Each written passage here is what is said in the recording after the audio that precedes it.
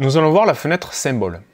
Alors, fenêtre, symbole. Donc voici les symboles de base, donc d'Illustrator. Donc pour faire glisser un symbole sur le plan de travail, je le fais glisser tout simplement comme ceci. Donc là, je peux grossir mon symbole, je peux créer, voilà, je peux dupliquer mes symboles comme ceci.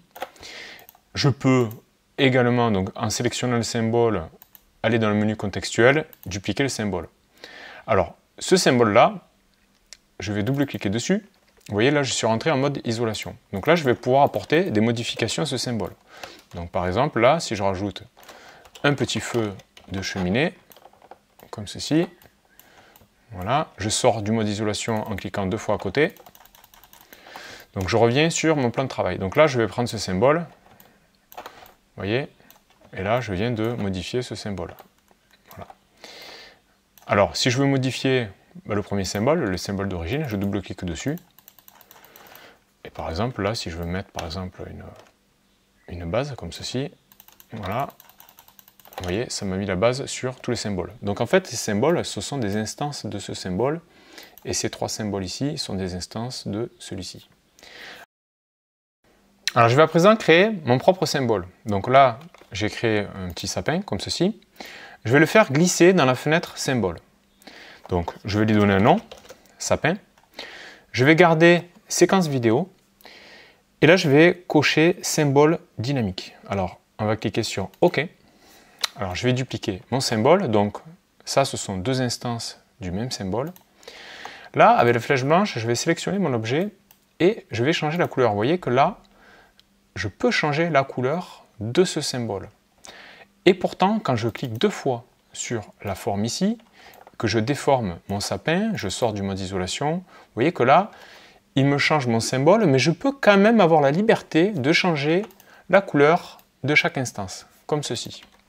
Alors, pour vous montrer la différence avec un symbole statique, je vais créer une autre forme. Voilà, donc on va créer cette forme. Je la fais glisser dans ma fenêtre symbole. Et cette fois-ci, je vais choisir symbole statique. Je duplique mon symbole. Et à présent, je vais sélectionner avec la flèche blanche mon symbole et je vais modifier la couleur. Vous voyez que là, ça ne fonctionne pas du tout. Là, je pouvais parce que c'était un symbole dynamique. Ici, c'est un symbole statique. Donc ici, je ne peux pas. Voilà, donc ça, c'est la différence. Donc par exemple, je ne sais pas, si vous souhaitez que votre symbole ne change jamais de couleur et que vous savez que ça ne bougera jamais, par exemple, si vous faites une carte avec des panneaux, ce genre de choses, bon, ben là, les panneaux ne changeront jamais. Donc à ce moment-là, vous mettez un symbole statique. Après, quand c'est par exemple des symboles, par exemple, qui peuvent correspondre à des arbres, donc pour les changer de couleur, ben là, vous pouvez utiliser des symboles dynamiques. Voilà, donc ça, c'est la différence entre les deux. À présent, nous allons voir comment enregistrer vos symboles. Alors, je clique en bas à gauche de la fenêtre, et là, j'enregistre les symboles. Vous voyez que là, il m'ouvre automatiquement mon dossier dans lequel il va enregistrer les symboles.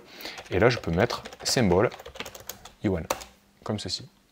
Donc, je peux à tout moment, et bien évidemment, aller récupérer mes symboles. Donc, je vais ici, dans le menu, utilisateur, et là, je peux recharger mes symboles. Vous voyez ?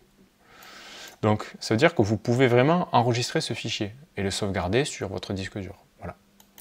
Alors, dans le menu contextuel, vous avez des options visuelles, par exemple afficher la liste de petites vignettes. Vous pouvez afficher la liste de grandes vignettes, comme ceci. On va se remettre sur affichage par vignette. Vous pouvez trier par nom.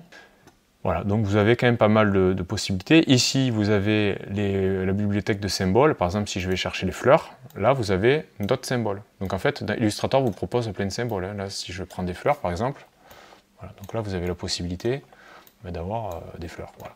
Bon, après, ce sont les fleurs d'Illustrator. Hein. C'est certain que beaucoup auront les mêmes fleurs. Mais en tout cas, voilà, vous pouvez les utiliser. Voilà, donc ça, c'est important à savoir.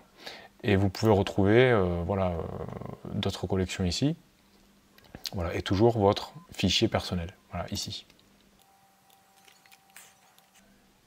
Alors, pour supprimer un symbole, c'est simple, vous le sélectionnez, vous cliquez sur la poubelle, comme ceci. Supprimer les instances.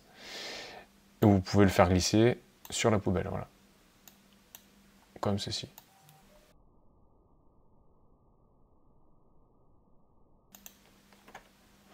Là, j'ai cliqué sur décomposer les instances, ce qui m'a permis de décomposer ma fleur. Comme ça, ma fleur, là, ici, n'est plus un symbole. Vous voyez ? Donc, c'est-à-dire que si je souhaite quand même conserver le graphisme et effacer mon symbole, ben là, je peux tout à fait le décomposer. Comme ça, je le garde en tant que dessin. Mais par contre, je l'ai supprimé en tant que symbole. Voilà, ben ça sera tout pour la fenêtre symbole.